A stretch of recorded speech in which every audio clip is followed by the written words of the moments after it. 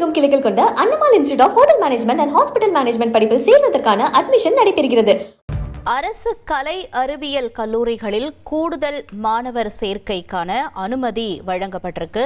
அரசு கலை அறிவியல் கல்லூரிகளில் 20 விழுக்காடு வரைக்கும் கூடுதல் இடங்களும், உதவி பெறும் கலை அறிவியல் கல்லூரிகளில் 15 விழுக்காடும் கூடுதல் இடங்களுக்கான அனுமதி வழங்கப்பட்டிருக்கு. விவரங்களோட செய்தியாளர் சங்கரனும் இணைந்திருக்காரு. சங்கரன், இப்ப கூடுதல் மாணவர்களை சேர்க்க இந்த கொடுக்கப்பட்டிருக்க அனுமதி எந்த அளவுக்கு பயனுள்ளதா இருக்கும்? மேலும் தகவல்களை நீங்க சொல்லலாம். வணக்கம்.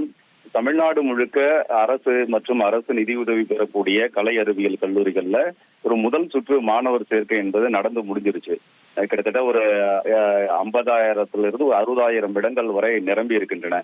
இப்படிப்பட்ட ஒரு சூழல்ல அறிவியல் உள்ளிட்ட பல்வேறு முக்கியமான ஒரு பாடப்பிரிவுகள்ல மாணவர் அட்மிஷன்ஸ் நிறைய கேட்கறதுனால தமிழ்நாடு அரசு தற்போது ஒரு அரசாணையை வெளியிட்டிருக்காங்க.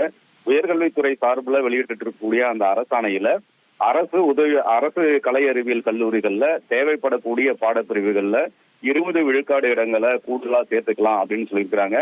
அதே மாதிரி government aided arts and science காலேஜ்ல 15 விழுக்காடு இடங்கள் கூடுதலாகவும், சுயநிதி அதாவது தனியார் கலை அறிவியல் கல்லூரிகள்ல 10 விழுக்காடு இடங்களும் கூடுதலா சேர்த்துக்கலாம் அப்படின்னு சொல்லிட்டு ஒரு அனுமதி வழங்கி அரசாணை வெளியிடப்பட்டிருக்கு.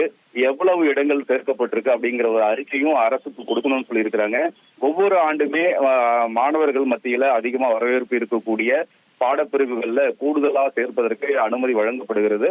அந்த வரிசையில இந்த ஆண்டும் அந்த அனுமதியை வழங்கி உயர்கல்வித்துறை அறிவிப்பு வெளியிட்டிருக்கு. தமிழகம் எங்கும் கிளைகள் கொண்ட அண்ணமால் institute of hotel management and hospital management படிப்பில் சேர்வதற்கான அட்மிஷன் நடைபெறுகிறது.